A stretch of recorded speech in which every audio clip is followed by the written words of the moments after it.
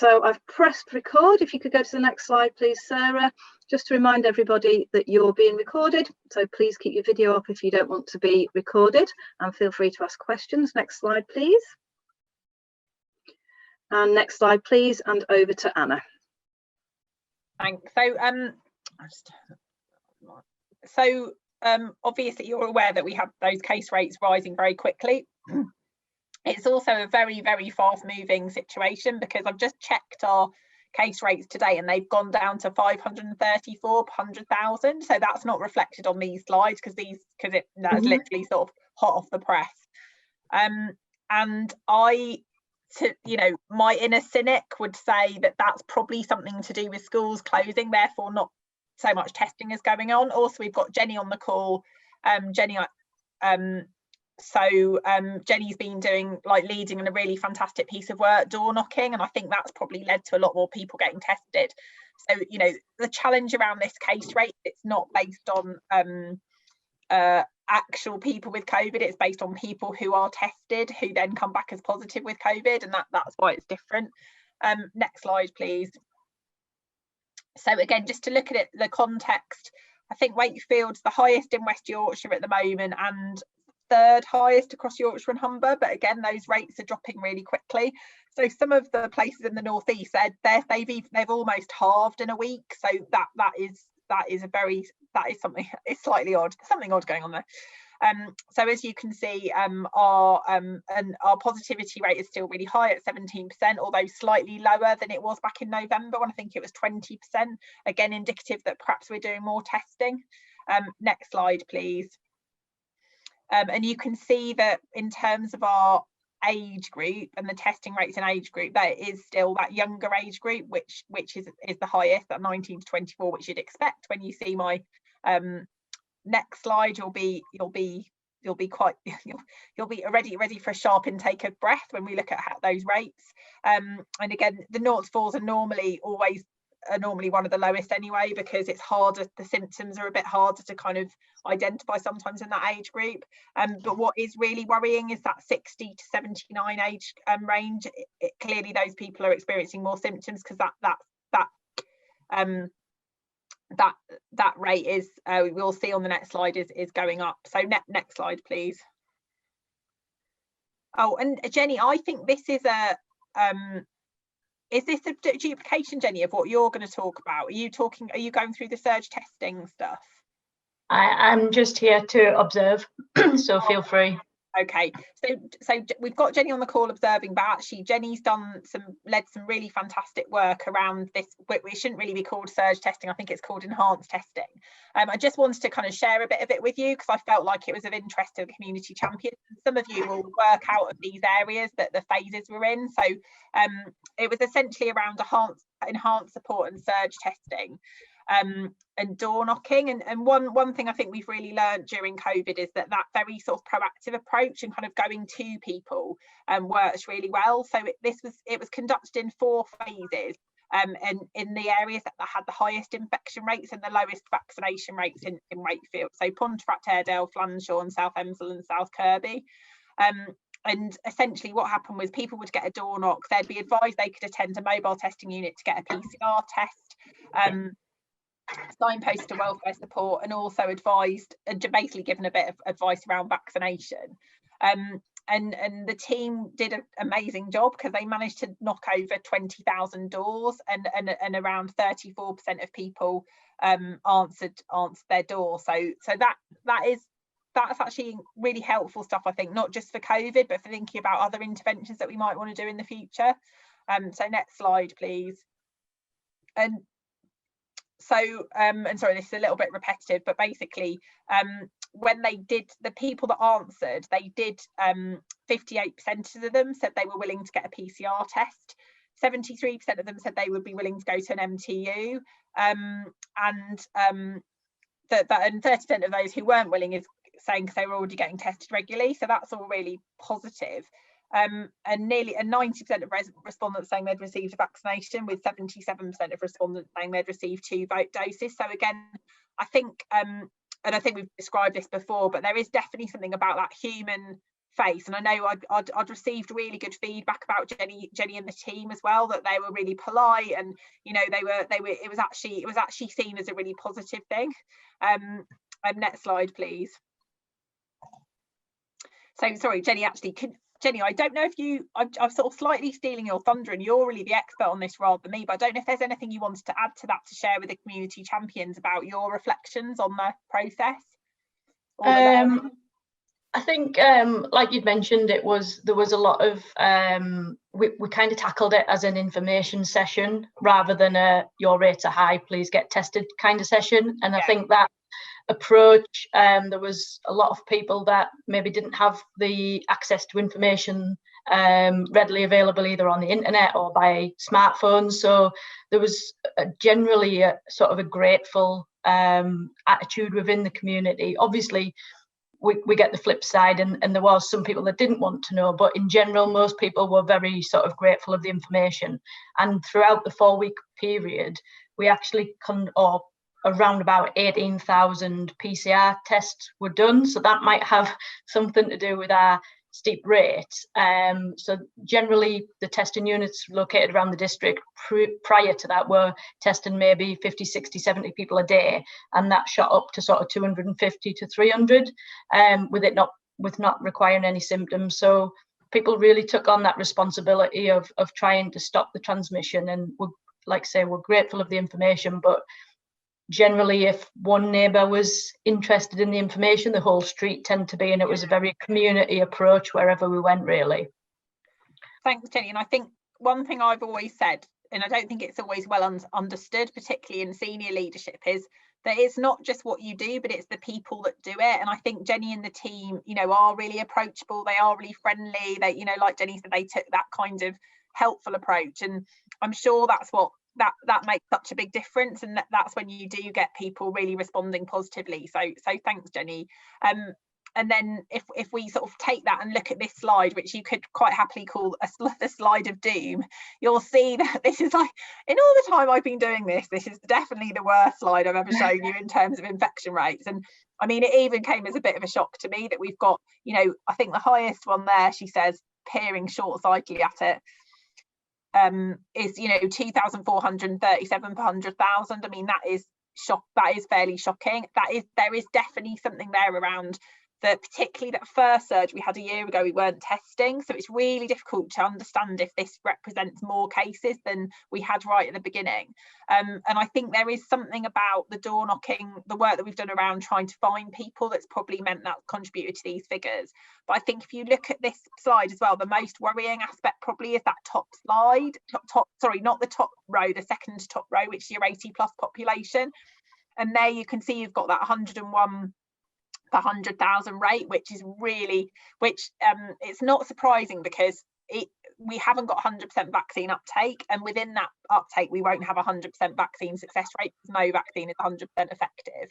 And actually what the vaccine does more effectively than just stopping you get the virus is ensuring that when you do get the virus, it's more mild. But there is no doubt that when rates are as high as that in the community, it's difficult for those older people who are more vulnerable to be protected. And that's why, you know, we're a system, we live in a system, we live in communities, and sometimes I think with the COVID stuff, that's forgotten. It's almost like people live, you know, people are completely isolated from other people. That isn't true. So when those rates go up in that young people, even though young people potentially don't have poor outcomes from COVID, they do through no fault of their own end up in raising those community levels more generally. So but I think next time I show you this slide, these numbers will have hugely dropped because of the summer holidays. And I just think we've got to be a bit cautious whether that's about a real finding, or whether it's just about the fact that the testing in young people, particularly not doing lateral flow tests because they're not in school, has actually just dropped. Anyway, next slide, please. So yeah, no surprises here. We've got loads of COVID. It's right across the district. Yeah, so nothing else to say on that really. Next slide, please. And again, you know, this will change because we'll see those education bubbles, that 12 to 17 education bubble at the top. That's going to go obviously down to 0, I guess, over the holidays, unless people are at, you know, some people will be at school camps and things. And again, we've seen that workplace go up, which is a good indicator, I think, that we've got that widespread community transmission. Nothing else particularly interesting there, but I think that slide will become more interesting over the next few weeks. Next slide, please. So our hospital admissions are increasing, as you can see. So what usually happens is you see those transmission rates go up, the testing positive rates go up, and then there's a slight gap to it, you know, while people become poorly, and then you see those admission rates going up. So Wakefield residents have gone up to 36. And non-Wakefield residents 17, and that will be gaining, I'm sure, every day. The hospital is under huge pressure at the moment. A&E is you know, is under huge amounts of pressure from people walking in, and other areas are as well. So although the COVID cases appear relatively small, in the context of the other things that are happening in the system, it is really adding to the challenge that the hospital is facing. Next slide, please. So deaths, again, great. We're not seeing that rise in deaths as we would have seen previously. Pre-vaccination levels, we'd have seen much higher rates of death, probably around 30 a week, based on our previous experience. But we're not seeing that. So that is positive. Very, very sadly, we have seen some deaths, but I don't think those are. It just takes a while to get those deaths registered and on the data. But again, you know, it is the success of the vaccination programme that's still very, very low or 0. But I think we will see that rise just because of what I've described will happen. Next slide, please. And then our vaccination mapping. So our first dose coverage, again, you can see that is pretty high. There's just a couple of areas in the district, that's 61%, that's 65%, where we do need to continue to get that up. And again, it's just the team are working really hard to get that up. So I know they're still doing that roving team model. I know we went and vaccinated a lot of people who are homeless at a homeless shelter, I think a soup kitchen this week, and that was really successful. So I think we just need to carry on. It's, you know, percentage point by percentage point to continue to get that up. I know that from some of the evidence we've looked at, some particularly younger people are kind of waiting till a few of their friends have had it before they have it. So hopefully those people will then decide to have that jab, and we'll get those numbers up a little bit higher, although they're good. And I think our Wakefield is doing the best out of West Yorkshire. Next slide, please. So second dose coverage, again, you'd expect that to be a bit lower, and it is. Again, those two areas, 43% and 47%. So we need to see that get up, particularly important with the Delta variant. That variant doesn't respond as well to one vaccination. You do need to have both really to get that protection. So next slide, please. Oh, right, that's it. Yeah, so, and I hope I haven't stolen anyone's thunder, because I always think if I go first I get to sort of say stuff, and but yeah, I'll hand on to my next presenter. Thanks, Anna. Any questions for Anna? I don't think there's nothing in the chat this week, so just a quick one from Mako, if that's okay. If Anna, if we were to see case rates suddenly sort of shoot up because of the relaxations on Freedom Day, which is sort of 10 days ago now, when would we see those? Would it have happened by now, or is that still something that might happen? Or so yeah, it's difficult to say.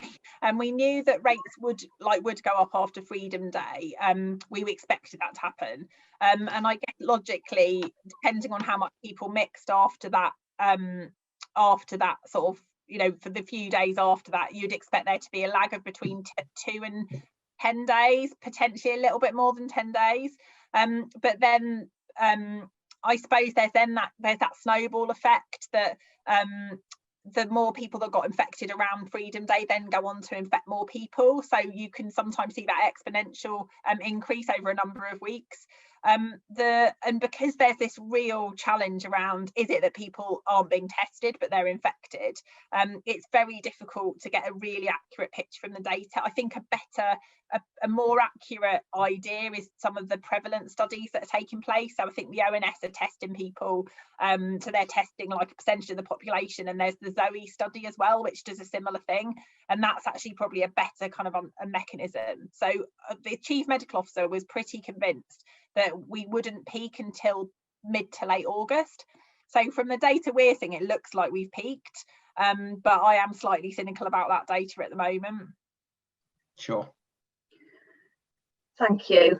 And there is a question in the chat, Anna, around young people being saying that the thing that's making them cautious is the unknown effect on fertility and other biological functions, just because there hasn't been that long-term testing. That perception there. So I don't know if you want to say anything about that briefly.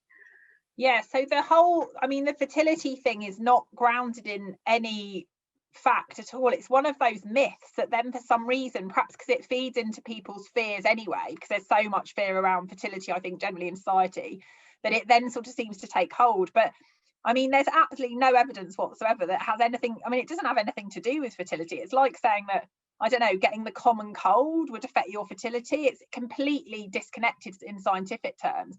I think that it's because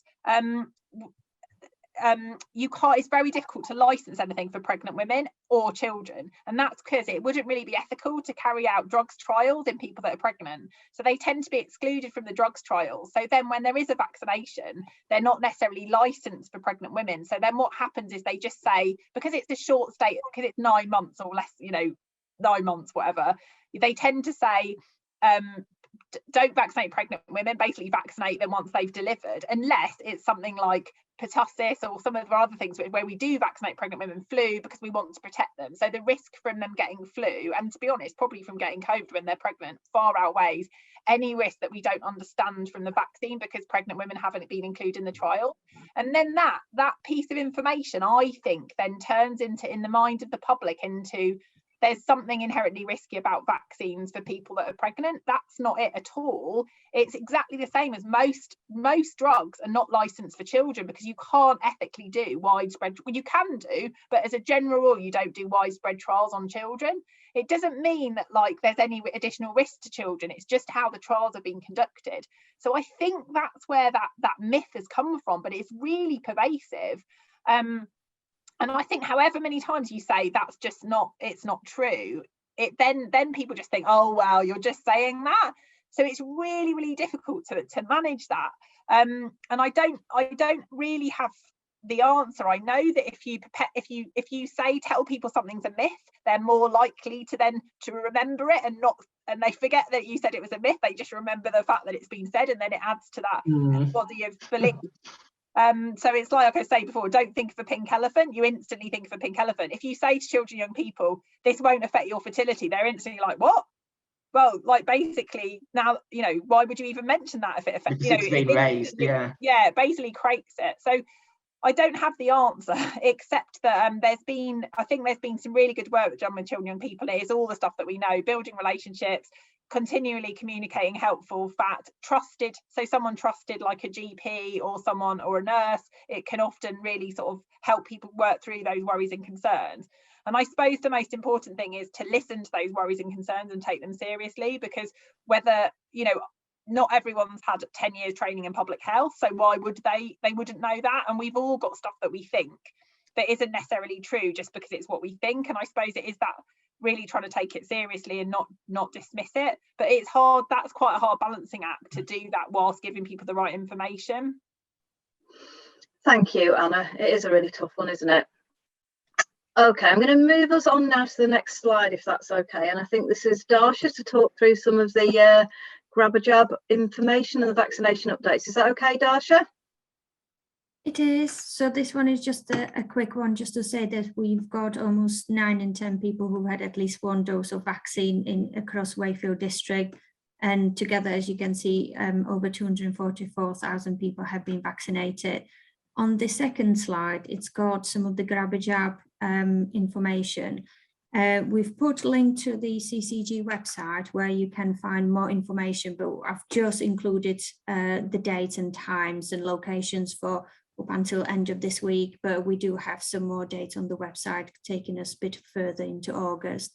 So there are some clinics happening across the patch if you would like to, or if you would like to publicise and share, just to encourage that uptake. And on the next one, this one is just to go back to, as Andrew was saying, the Freedom Day, just to really do a little polite reminder that there is still a requirement to wear face covering when visiting any NHS premises. So although there has been relaxation of the rules, we still have that applying in all healthcare settings. So that's just a little note. And I think the last one, is there one more? This one is a piece of work that we are doing in terms of emotional well-being. We have also got a survey running for young people and children. If anyone does have a group that they are working that you feel would be interested in taking part. For anyone who is a Wakefield parent, so I know Anna is falling out of the catchment area and I can't pester her to complete it. But for those who live in Wakefield district, if you would like to complete and share the parent carer survey around emotional well-being, it will hugely help us to really to know what is needed for young people living in the district when it comes to emotional well-being and the services that we need to have in place. Thanks very much, Darsha. Any questions about any of that for Darsha? I don't think we've got anything in the chat there. That's brilliant, Darsha. Thank you. It's good to know that we're doing really well in Wakefield compared to other areas. It's always a bit of a bonus, isn't it? A bit of a boost. So if we move on to the next slide, then please. I think this is Andrew to talk about some of the testing campaigns. Is that right, or is this Jenny? Jenny, I think. I can. I haven't sent any slides, but I'm happy to discuss testing if anybody's got any questions. I think from obviously the workplace testings come to an end now, so anybody within a workplace is going to really struggle to get any tests from the government. But we still, in terms of a community test site, have free lateral flows, both home distribution and assisted testing. So the Market Hall is open Monday to Friday, 8:30 till 6 for anyone to get a test, and no bookings required at the moment. And then just to reiterate the message, though, that's asymptomatic. So if anybody does have symptoms, then our PCR sites or Castleford Swimming Baths, Old Westgate Station, or any of the mobile testing units, which you can find just by Googling "get a COVID test Wakefield." It's as simple as that. It takes you straight to the government website. Is that okay? That's fine, Jenny. Yeah, and you can get lateral flow tests from pharmacies as well, can't you, if you want to? Pharmacies, leisure centres, libraries. Yeah. All sorts of places. That's brilliant. Thank you. And we did send out the list of the mobile testing units last week, as well as the kind of vaccination offer. So that's fine. Thanks, Anna. Nice to see you. See you again in a couple of weeks, Anna. So Anna's gone now. If we can move on to the next slide, I think this one is Andrew, because this is some of the campaigns that are ongoing in Wakefield at the moment. It is, yeah. And just to pick up, Kay, on that last thing you said about the MTU sites. All the updated ones are always listed on the council website as well, so they're updated regularly. So yeah, we've this week launched a new campaign. This is as we move into stage 4 of the roadmap. And it's based very much on the government's Let's Keep Life Moving campaign, but top right, so I'm looking at it anyway, the Let's Keep Life Moving in the Wakefield colours. You'll see we've introduced this strapline of "Be careful, be kind, be safe," and we just felt that was a really good way to sort of emphasise those things that we all need to continue doing, even though we are now in stage 4. And the sort of wider communications will build on each of those and tell people how they can be careful and how they can be kind, and how they can be safe. And something that we're doing linked in with this this week is working with partners. we're going to be creating quite a few sort of video of people's own experiences and people's own stories. So we're going out and we've got quite a few contacts, and they'll be saying on video, for example, I've had my vaccination so that I can ... whatever it might be, and I wear a face covering so that I can ... whatever it might be. So there's people talking about, you know, keeping the children safe, keeping the grannies safe, having been vaccinated so they can go to a festival, or so they can go to the rugby, or whatever it might be. And those being pulled together this week, and will be appearing on sort of social media and display screens, and also on local radio. Next slide, please. I think that's. I'm going to unmute myself because I've totally cocked up with the slides. I had a slide for the summer campaign, which I will send out after. But just for your information, these are going to be the dates for the next meetings over the summer. Thank you, Sarah. So yeah, do keep your eyes out for new campaigns coming out over the summer. We're really aware, I think it's fair to say, Andrew and I have had lots of conversations around how bored people are with COVID messaging. So just to be aware of that, and we do need to keep it on people's radar. But we know that that's really difficult for yourselves. Really interested to know if you've got any interesting ways that we could get those messages over. And yeah, just finally to wrap up and say, we know that lots of people are going to be away over summer, and attendance at these meetings will kind of die down a little bit, but we just wanted to keep something in the diary every couple of weeks, and we're not going to have any hour-long meetings until into September now, but we're just going to keep on with the half-hour meetings, just so that people can keep up to date with the data, as it does seem to be still quite a changing picture. So unless anybody's got any other questions or comments, just finally to say thank you for coming. Please do email us in between if you've got any questions you can't answer, or you think you've got any bright ideas that we can work with. Any community organisations doing great work that we can help kind of share messages, or more importantly, even to get some feedback from, that's still really welcome. We'll still be here over the summer. So if there's no other questions. Any signage and advice for organisations running activities this summer? Very good question, Karen. That's a really good question. Anything, Andrew, that you can share? I know you might have some banners. Have you got any banners that you could share out or anything like that? Yeah, we've got some banners with them sort of messages on. We can share those.